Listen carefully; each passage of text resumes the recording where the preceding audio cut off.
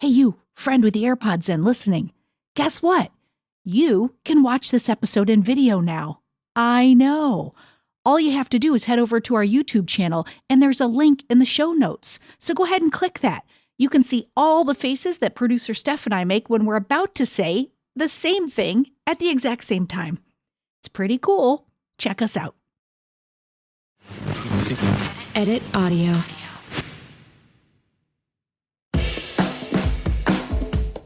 Hello, everyone. I'm Robin Hopkins, and this is Well Adjusting, where I talk to people about life stuff, but not in an NPR way.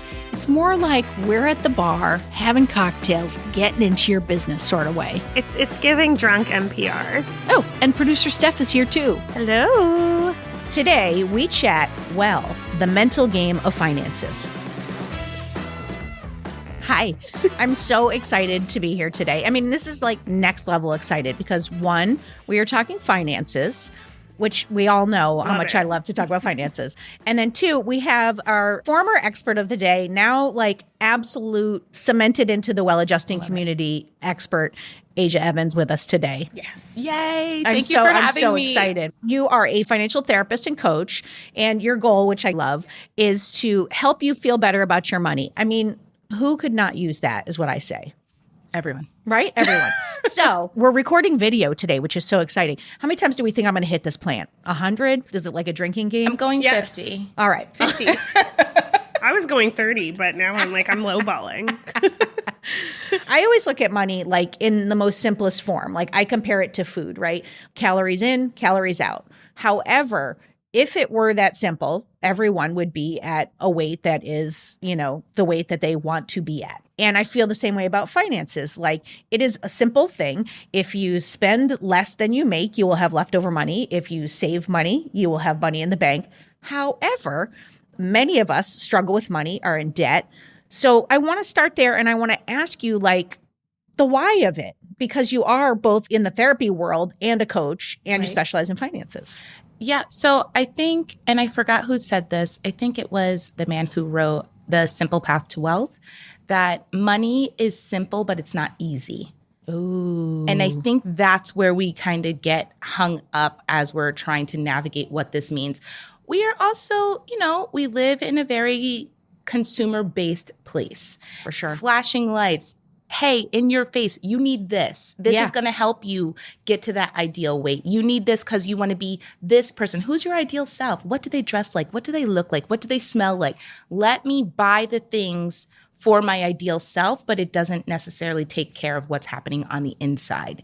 And that's what we need to kind of shift. So it's inherently emotional, but it's really easy to pretend it's not emotional. That, hey, if I buy all these things that is the ideal version of myself, I'll feel like that person right away without having to do an internal change or shift. And, people hate change. We hate change. We hate being uncomfortable. I don't know what you're talking about. I embrace change. So totally and fully. Not even one bit. Well, I love what you said about the consumerism side of things, because I think that's something that we haven't talked about a lot, and it's something that I don't often think about. But I remember reading someplace where they were saying that whole thing of only 2 left in red letters is absolute horseshit often. There is more than 2 left. But they just want you to feel this sense of urgency. It's almost like the like button. And the Amazon of it all, I just this morning was like, we need a new blanket. And then I'm looking at cotton weave blankets. And I was just and I was almost ordering. And then I remembered that we were trying to budget. And I was like, no, that can wait. And I'm a person who's very aware about money, aware about my spending. If you aren't, it's a setup. It's quick and it's easy. And it arrives at your door. Right. Just like every ad I record for a podcast. It's quick and easy, arrives at your door. And that's what it is, right? Yeah. When you need something, say your blanket, and that sounded so sad. Say your blanket. You need that blanket. We all really do sometimes. I really want a weighted blanket. As you were saying that's what I was thinking about. I can get you one to your home door tomorrow. Exactly. Quickly before you get home today. Right. If you want it, you can get it immediately. Yeah. That's hard to say no to. It's also a sales tactic to provide a sense of urgency and scarcity that says, hey, if you don't get it, you're not getting it at all. And humans really like immediate gratification. We sure want do. to, hey, I bought it. It's coming to me today. Like, that's ridiculous. I don't need anything coming to my door today, but I really like it. I know. And I like not having to go to 14 shops. Like we used to have to like get in the car or walk or get on a subway, go here, shop, comparison. And now I can comparison shop like from my desk in my jammies. Right. And it arrives at the end of the day. And you're disconnected from your money when you're doing it because it's a credit Yes. card. So it's not even like you're pulling the money out of your wallet or something to say, okay, there goes my 20, 50, whatever. It's quick and easy. It's already saved in your like system in the checkout. You don't even see the money leaving. You're not even thinking And then you about just it. get the bill and you're like, oh shit. If you check What it. happened this month? Yeah. Right. If you check it. Well, we're talking about like kind of like the impulse and the urges behind it, but like what about the emotional connection? Because I think it's like, all right, if it were just that simple, you saying that would bring awareness and then people would go, oh, let me just think about that. But I often talk about how there's also like a filling a void, or I don't feel good about myself today, or like generational money trauma. Like Steph and I talk at length about, being poor kids, like the fear that I now have attached to money. Like, I don't know how many people recognize that's a thing. It's everything. It's everything. It's everyone. We've all gone through it. And I think this doesn't come up enough. It does not matter how much money you had Sure or doesn't. have. I think because of some of the wealth disparities that we witness in our country, it's really easy to say, oh, well, if poor people did this, or if poor people had that, we are budgeting because we're poor. We are budgeting because we need this, or people who don't have a lot of money are in debt. We kind of think about finances in a way that it's only one side of the spectrum, as if people who have money have no money issues, have no problems, have no emotional baggage around their money. And that is incorrect. Some of the people that I know that have the most fucked up relationship to money come from money. Right. Because in their family, money was used as love, control, and they have the most fucked up relationship to money. Right. Like, that's so common. Yeah. And we don't talk about it because the way we look at money, it's like, oh, if you need to talk about money, then you don't have any. Yeah. And that's just not And also, the it's your case. fault. Right. Like, what Right. did you do wrong that you're Right. poor? Like, everything is like, pick yourself up by your bootstraps. Like, it starts, some people don't have education around money, but it's not just the education. It's that you may have an entire generational path of fuck the man, or this is how we get by, or you know what I'm saying? Like, there's Totally. historical.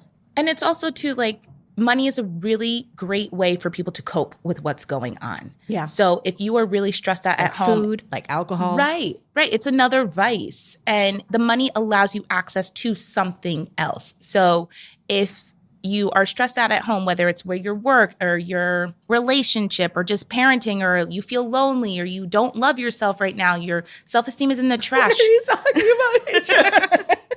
It's really easy to just say, you know what, I'm going to go shopping and be amongst the people who don't have other problems and feel like you are now, quote unquote, normal. Yeah. That you can't tell that somebody else is going through very similar things because you're shopping and now you're going to dinner and you're getting drinks with your friends and you feel so good. And then you come home, you look at that statement and you're like, fuck, I'm back at square 30 one. days later. Right. Like, and then Right. it's just a big number and it's not the isolated incident. Right. So it's a really good way to cope with things. So when we start talking about the emotional aspect of money, what I want people to do and what I encourage people to do is start thinking about, why am I doing this? What's going on for me that it feels like I need to escape into this other life, into this other feeling, and get honest about that, because that's what we need to change. Yeah, we want to change your spending and, get on track and be stable. Yes, very important. But that's more number concrete stuff.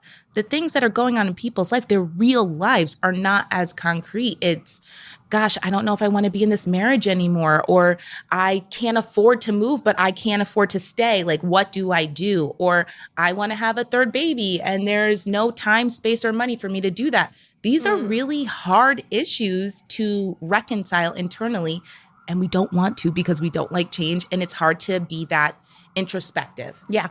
Okay, wait. We are recording in literally Times Square, so we're just going to pause for a second for sirens.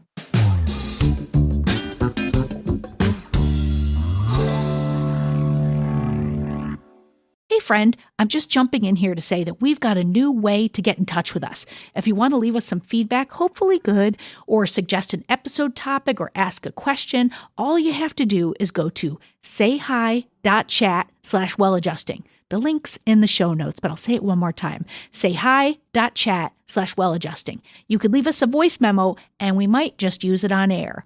And if you happen to be enjoying this episode, why not go ahead and subscribe to the podcast or rate and review us? You won't regret it, folks.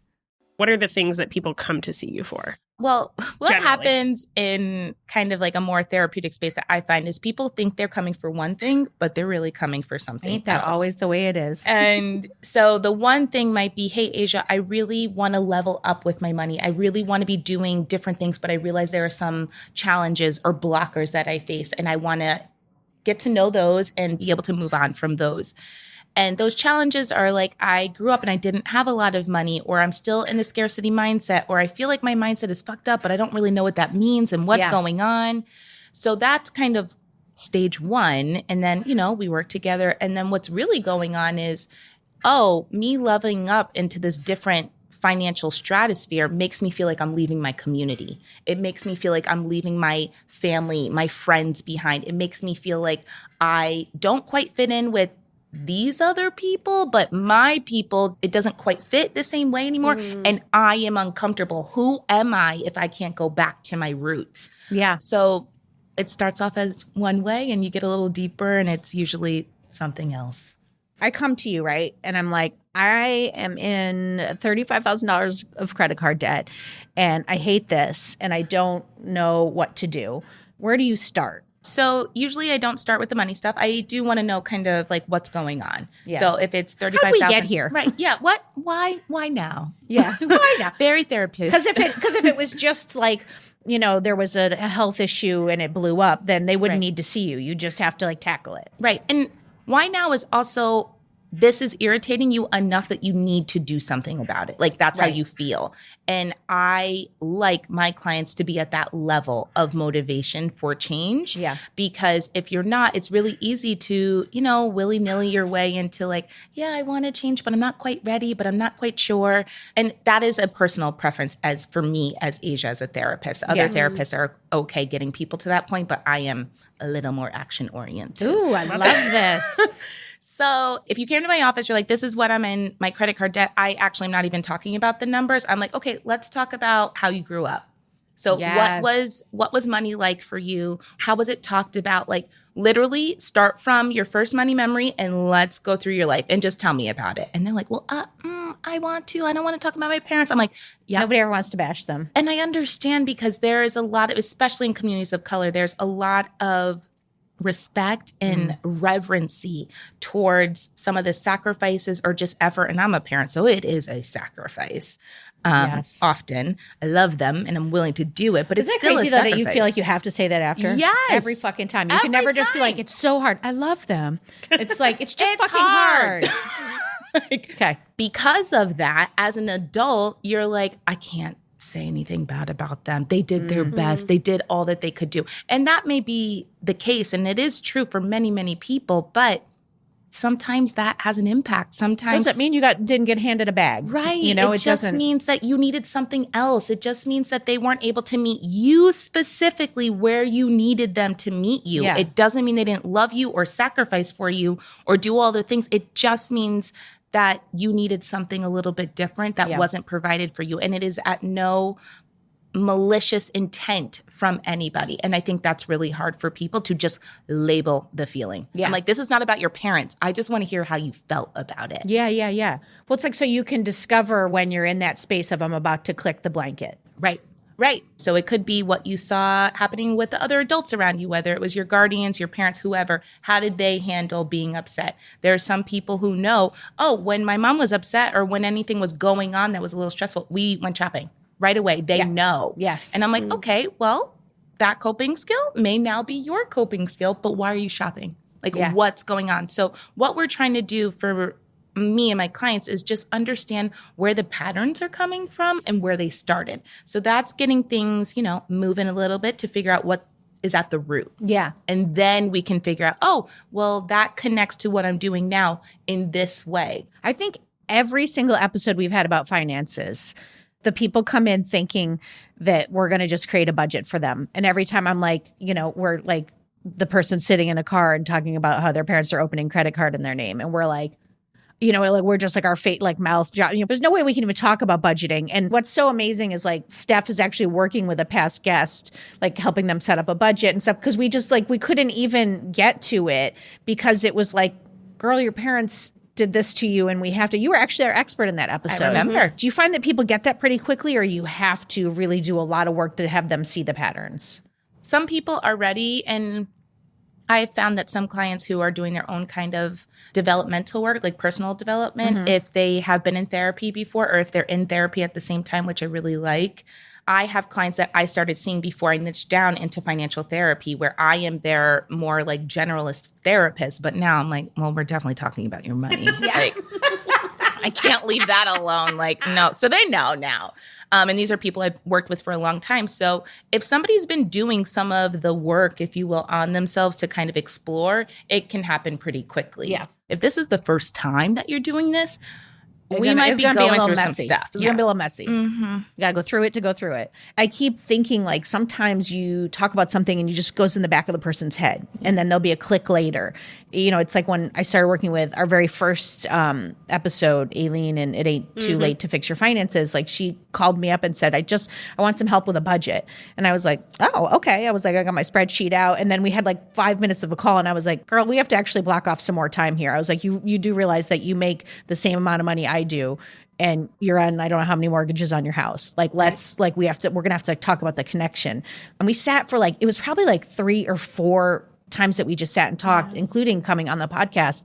Then from there, she went and got real help. It's like, it takes a minute for some people to see the patterns. So can you talk a little bit about that? Like, these are often like lifelong patterns. Exactly. And that's what you're trying to change. That cannot change in 45 minutes. No. Right? You can set up a beautiful budget. No matter how good producer Steph is.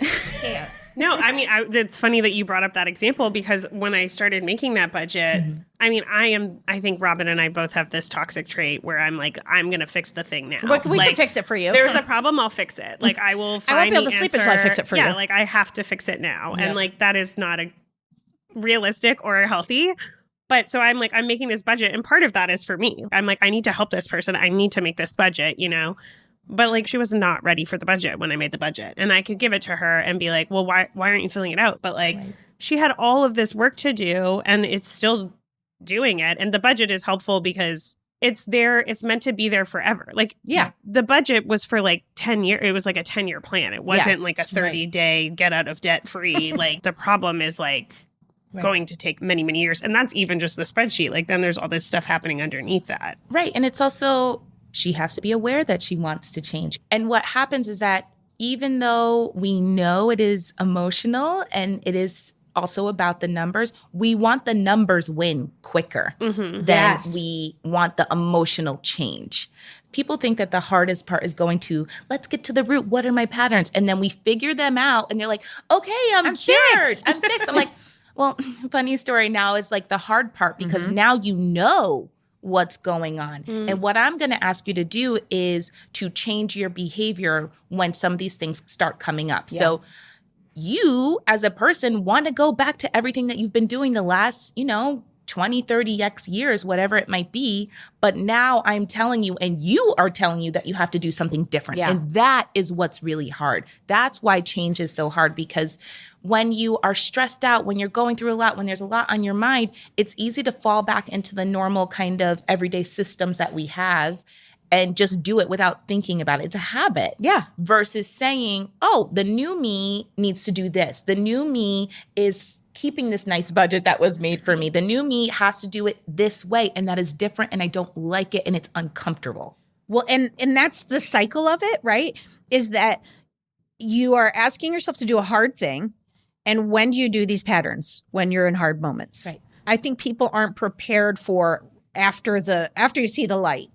Right. And you're so uncomfortable with the debt that you want it to be gone immediately. And you think that now that you have this new plan, that it can be gone just as quick. And that is discouraging when it takes a lot of time. Like, I think people hear the number, and I'll stick with the 35,000, thinking about what your salary looks like. Can you afford to just give $35,000 No. to something else in a year? If you could, you wouldn't. Well, that's not true. It is, but I it mean, you isn't. might get into debt still, but I think that's what people want. They don't think about it as like, oh, what's my salary? Okay, I pay taxes or I'm paying these other things. Do I have $35,000 to give to my debt to be debt free in a year? And, sometimes the answer is no. Yeah. And I don't think people look at it as that money has to come from somewhere. Mm-hmm. And that's really hard to, oh, well, why can't I pay this off in a year? I'm like, well, 35 divided by 12. Yeah. Do you have that much money a month to give to your debt? Yeah. Maybe, maybe not. It's fine if you're like, okay, well, I'm going to get my bonus, but what I'm looking for is that bonus thing is always the worst. kills I'm going to people. clear it all up when I get the bonus. Okay, great. I hope the bonus is as big. And are you going to stop doing this? Yeah. Like, this is really stressing you out. If you kind of just get out of it because of the bonus, that's great. I love that for you.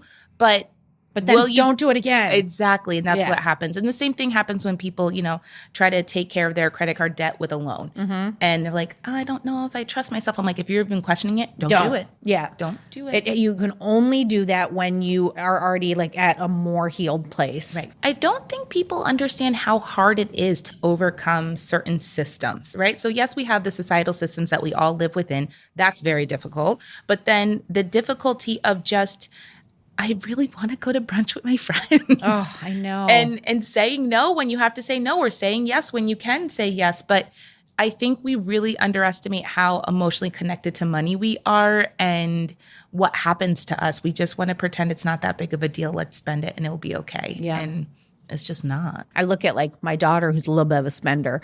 She's a little like avocado toasty, and I'm like, girl, you don't have avocado toast money. I'll be like, brokey. I'll be like, you do not have that money. And then she'll like, stop calling me brokey. I'm like, well, let's look at your green light app. You don't have the money. Like it's coming in, you're spending it. And then I'm like, you got to take your foot off the gas, Robin, because like you don't want to like make it.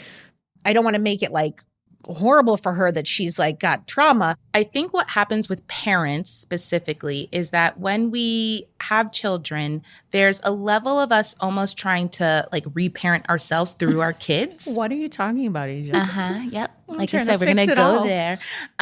So when I was 3, And we don't realize that our kids may need something else. yeah. And that's really difficult because like, yeah, but I wish I had this. So I'm going to make sure you have all these things. And that's great. But your kid may need something else in a different way. So to have the access of like, yeah, you can go to Chipotle, but it should not be unlimited because then it's still far enough away that they do not understand that this is coming from someplace. And then, they're 18 or they go to college or they get a job or they move out or whatever happens. Now, all of a sudden, they're like, oh, I need to manage money. And it has felt unlimited before. Exactly. And that sets kids up for, not feeling confident in how to manage money or getting into debt because they haven't been told no. Yeah. And I say that very respectfully to everybody's parenting. You have to decide where your boundaries are as a parent and financially.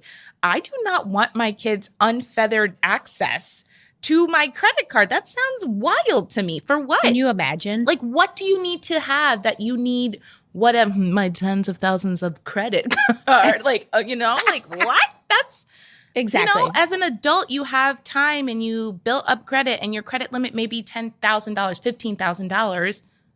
You want your kid to have complete and utter access to that all the time? I'm going to go out on a limb and say, no, I do not. I don't. And that's great if somebody else does. I love that for them.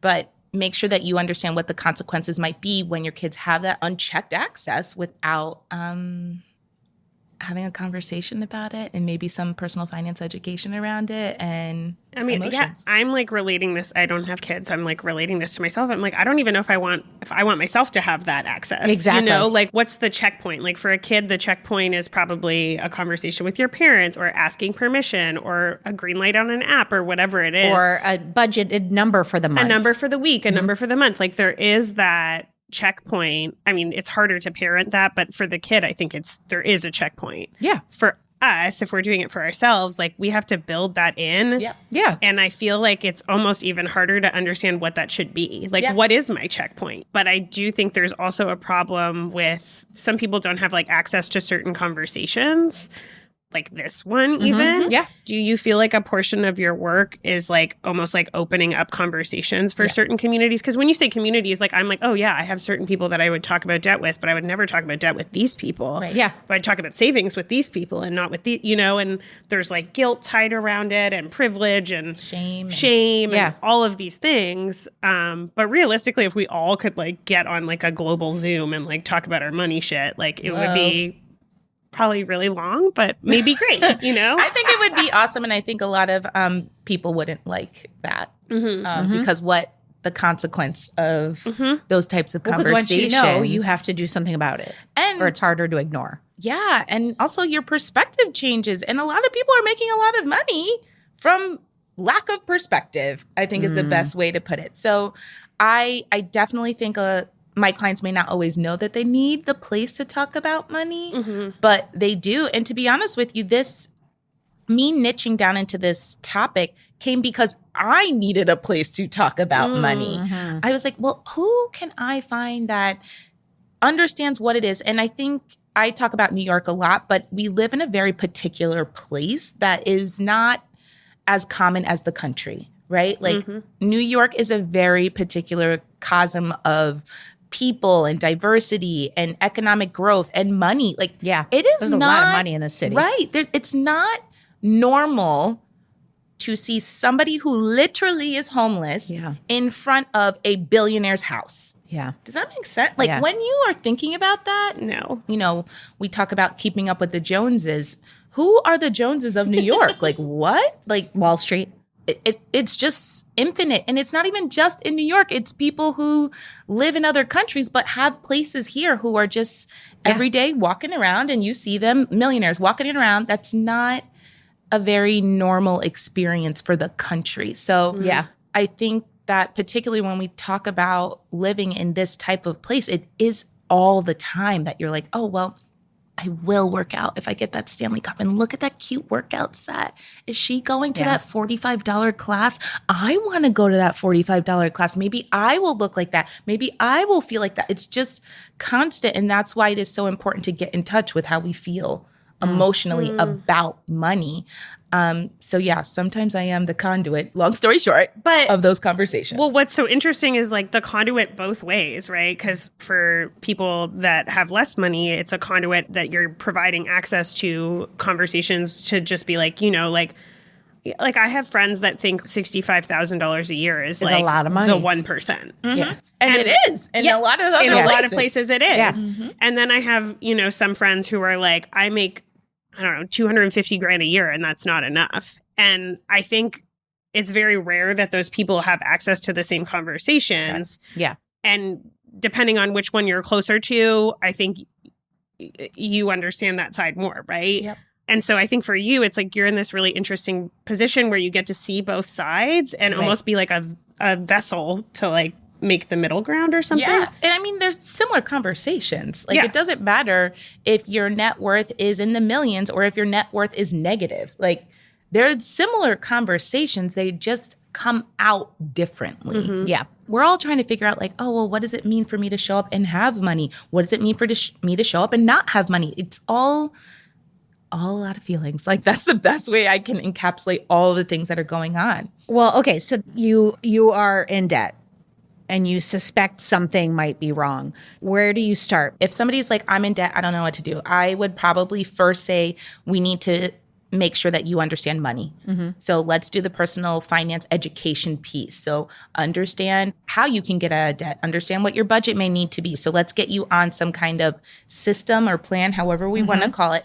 First, now that you're working that system and plan, you're gonna have a lot of feelings that come up. Now let's talk about those feelings. Now it could be through a journal. Are you journaling your feelings about money? Are you talking to people about feelings about money? Are you just having some kind of outlet about what is going on for you financially that is not just you sitting in your head ruminating about what's No going good happens on. with that. No good. Because what happens is people get stressed out. They don't know what to do. And then they, change their plan or do something a little drastic. And I don't want that for people. So start getting really honest. And sometimes it is brutal. It doesn't need to be. But sometimes it is just you have to sit down and have some tears and just be honest about what's coming up. And I've had to go through that too. When I first moved to New York, I was like, I'm making so much money. And I was making $60,000.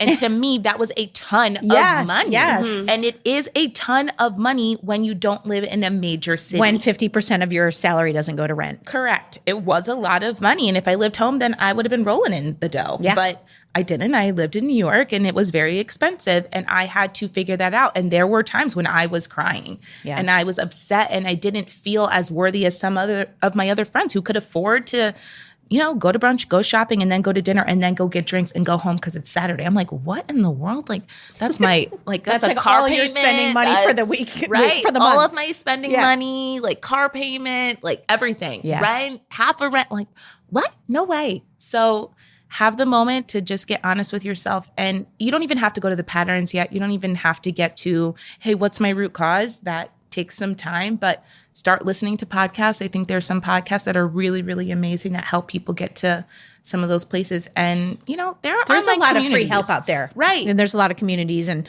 Debtors Anonymous and things like that. There's tons of different free options, I think. Right. So it takes time, but, you can do anything on the internet now. Like, internet has everything. Be cautious of where you're getting your information. Yes. Triple check it. It's so funny because I want to wrap this into a bow and be like, so what's the number one, I know. which is the problem that we're all talking exactly. about. Which it there sounds just like isn't. the tool that you're saying is really just to slow down and look into it and get help and build a community and learn your feelings. And love that. That works so well for my brain. Right? So easy for everybody to do. And we all just were like this. Right? And circle back to the beginning. That's why it is simple but not easy. Yeah. Yeah. All of that. Brilliant. Well, here's what I would like to say. We have your brilliance here. And so we're going to do a little game that we are calling Would You Rather? And that is not dirty. Get your mind out of the gutter. Okay, so I have different situationals. Wait, do we have to answer stuff if we're talking ground rules here? Because you know how competitive I get. How do I win? I know. No, but I'm saying for ground rules, do we have to answer by our first instinct or the therapized version of what we know we're supposed to doing? I want the honest version of what you would do. This is happening today. What are you doing? Okay. Today. Right now. In this moment. Okay. Okay. I'm so nervous because it's a game. Yes. Situation number 1. You're going out to dinner, but you're feeling a little tight with money. Do you buy all of your friends' meals? Fuck it. You want to be the generous friend. Or do you own up that you can barely afford your own share? So this depends on who I'm out with. If I'm out with someone who has done a lot for me, I'm probably going to buy the thing for them. And then on the back end, I'll sort it. But if it's just my friends, I'll be like, guys, it's hard living. Can we eat at Chipotle? And then make drinks at my house. Oh, I'm absolutely fuck it. And you are? Yeah. If I'm with my close friends, I'm for sure I'll even if it's just your friends, shouldn't you? We're not even letting Asia get in here. I'm like, what? This is it. Let's let this happen. Because I'm it's your friends. They know you. But if we're already we're talking about going out for dinner, okay. This is why money is hard. I mean, it really depends. Today, I think I'm stressed about money, but it's not forefront of my mind today. And I'm in New York proper city instead of Brooklyn. I'm probably going out for dinner, and I'm probably not even just paying for myself. I'm probably oh, this is so fun, and I'm paying for it, and then I'm freaking out about it for the rest of the week. I'm making all my meals, and they're rice and lentils and whatever. And I don't know what that is, but I am also Asia, can you ask her why she feels like she needs to do that? I'm Browns. Do you just want to love everyone and you want to give it away, or what is that? I think I just want to have a good time. And then I'm I know that I can get myself out of it later, so I'm just going to figure it out later. Oh, we're going to talk about this over lunch, girl.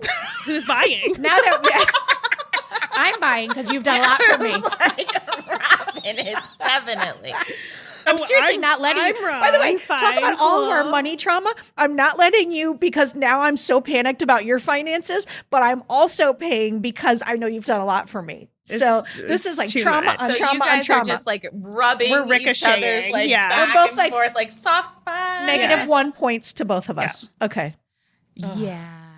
But I love that you both want to save each other and be there for each other. But I do love it. I'm a friend's friend, so I get it. But Communicating with your friends is the best option to say that you're having a hard time. And you don't even have to say you're having a hard time. Just be like, hey, I want to have a good time. I want to see you guys, but let's go to Chipotle and then make drinks somewhere else. Yeah. Or like cook at my house or whatever. I think that especially when friends are at different levels, it's really good to just be like, yo, can we just like not do 5-star? I have one friend who's just like always wants a really expensive steak. And I'm always like, girl, I'm freelance. Let's bring it down a notch. Your friend gives you $100 for your birthday and says they want you to spend it on something nice for yourself. Do you put it aside and save it, or do you actually spend it on something fun? I put $50 aside and then I spend $50 on myself. Except for I would have guilt because my friend gave me this money. Like if a parent or a relative or somebody gave me the money, then I feel like I'd do 50-50. If it was a friend, I think I'd feel bad saving a portion of it because like they didn't try to give me money to go into my retirement fund. This just happened to me and I put the money away and I lied. I like that you're calling yourself out, though. It wasn't for my birthday. It was like a New Year's gift or whatever. They were like, I didn't know what to get you. And I wanted to get you something because they had gotten like a bonus or whatever. It's kind. And I put it aside and I was like, I'm going to spend it on something nice. But then I didn't. Like, okay, I but just so put it Asia, in but my I savings. But this is like, this made her care for herself more. That's okay, I right? agree. I think that's totally fine. Oh, cool. So Great. I think there's a difference, win. though, right? And Wait a minute. I put $50 in savings too. I think the difference is, and this actually goes to your point, is that if your money, if it was like a birthday gift, like this person is saying, hey, I want you to actually spend the money on yourself. Yeah. I would prefer if you didn't save that money and actually spent that money on yourself. However, your gift that you're talking about is, hey, here's a New Year's gift. It's like the holiday I came or the into date money. I doesn't wanted matter. to share it with right, you. I want to share it with you. So you putting that away is just like, yeah, could I buy something with this for myself? Of course, but I'm deciding to invest in myself. I'm doing this for future me. I'm laughing because the but did I buy rounds of drinks for everyone last night? Yes. And am I panicked about that? Yes. Will this make me feel better? Yes. Yep. So, but we need to break the cycle first. Yes. All right. So see you later for that. Okay. Next situation. Your taxes are due in a week. Are you going to pay an expert to do them? You do not need an extra thing on your plate this week. Or are you setting aside your Saturday, making a pot of coffee, making a spreadsheet, and working it out on your damn self? Oh, I'm 100% paying an expert. Mostly because they're going to get me more money back. We do well on our taxes. Like I know enough to be dangerous. Not we do well on our taxes. We do. I got a Republican third accountant income who's source. like, I don't know what he's doing. I pay an expert, though my taxes are absurdly complicated. Yeah. So I don't know if that's like a accurate depiction of who I feel like both of us as people are Saturday morning wasting time. But Well, I mean, I'm certainly going to spreadsheet going into the accountant and I'm going to do all that, but that has to be done. so many caveats. I We would normally don't ever say, answer a question simply. I was like, Asia. I would normally say that the person should spend their Saturday doing their taxes, but the difference is that you're talking about is that it's complicated and there's a lot going on. And I feel the same way. I also pay somebody to do my taxes. I'm like, whoa, too many things, business, all this other stuff. Yeah, I mean, I think as soon as So I you, get and it. it's funny because that was one of the things for why we wanted to do this episode is it's around tax season now. Right. And it's like, there's certain things, it's like it gets beyond what your knowledge is. Yeah. Get help. Like I don't understand taxes it's so nearly as much complicated. as I would like to Yeah. understand them. For me, it's growth to be like, I'm letting go and agree. I am trusting that this man can help me with my finances because sure, I could learn it. Is that a good ROI on my time? No, it is not. And if you wanted to, great. But Yeah. if you're not really too jazzed about that's it, true. then Like don't. I'll do my mom's taxes, but I'm not doing my taxes. Well, that's because you're a helper. Yes. Also because her taxes are incredibly easy. Okay. Last one. Wait, hold on. Before we ask the last one, I'm winning, right, Asia? I'm not keeping count. Your car just broke down, Okay. eek, and a credit card just arrived Eek. in the post. Are you using the credit card for a quick fix? Or are you dealing with the pain of not having a car for a month and slowly paying it off? I'm going to say for 3 months and slowly paying it off. Well, I mean, see, for that, it depends. Do I need the car? Like, if it's a necessity, then I'm going to personally, like, I'm going to use the card and then I'm going to budget during those 3 months so that I can pay it off. If it's a luxury, the car, well, then it's going to sit for the 3 months until I can save the money. I do feel like this is harder for me to answer because I've never had a car. I think if I'm like extending this, I'm not putting anything on my credit card that's a big expense ever. Like even if it was a necessity, I don't think. I mean, Yeah. Even if like let's say the credit card payment was $20 a month and then I don't know how to do math, but over time that was let's say it was $100, okay? If I had to put it on the credit card, even though I knew I would pay it off in 5 weeks, I still wouldn't put it on the credit card. Because even if I had the money in savings. Oh, just because something. it would make you like I anxious? can't, yeah. I mean, I have like multiple backup savings. Like, so I would take it out of that and then I would put in my financial notes for the month, how much needed to be paid off and how quickly. And then I would cut my. It sounds like neither one of you are taking on debt. No. But what's healthier? Me. I win. Come on, Asia. Or what's the healthy thing to do in that situation? I mean, to me, it sounds like, and that wasn't an option, but we're going to enter it in as an option. If you have the savings to be able to pay for the car and then put that back, that is the healthier option. And I think I want to be careful between healthy and like necessity, because sometimes necessity is not the best financial decision. Sure. Sometimes necessity isn't the healthiest decision, but like if this is what you take to get to work every single day, and if you can't work, then what happens?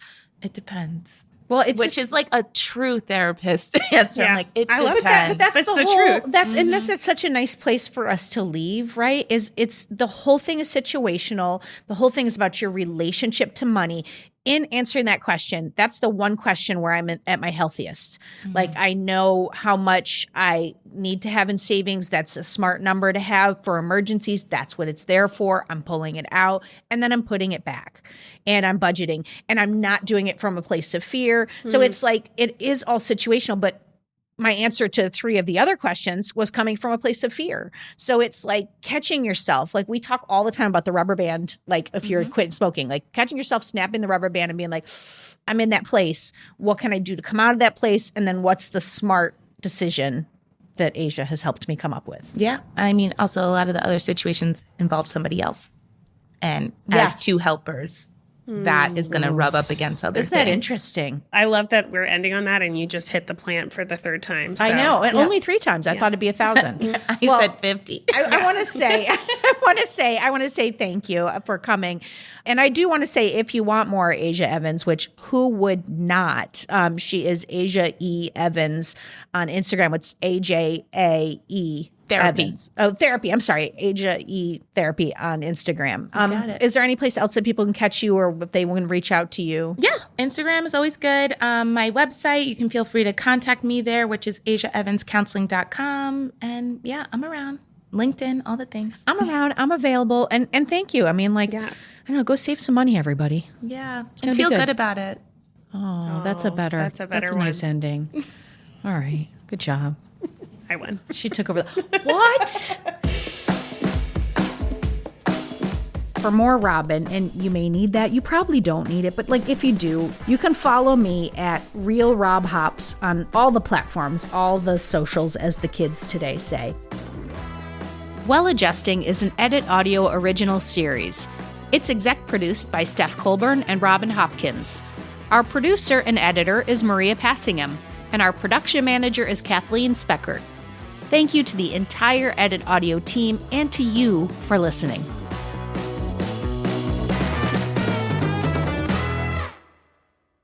Oh, hey, before you take out those AirPods, this show is just for entertainment. If you are in need of help, please, please, please reach out to a professional. Go ahead and get that help. You deserve it.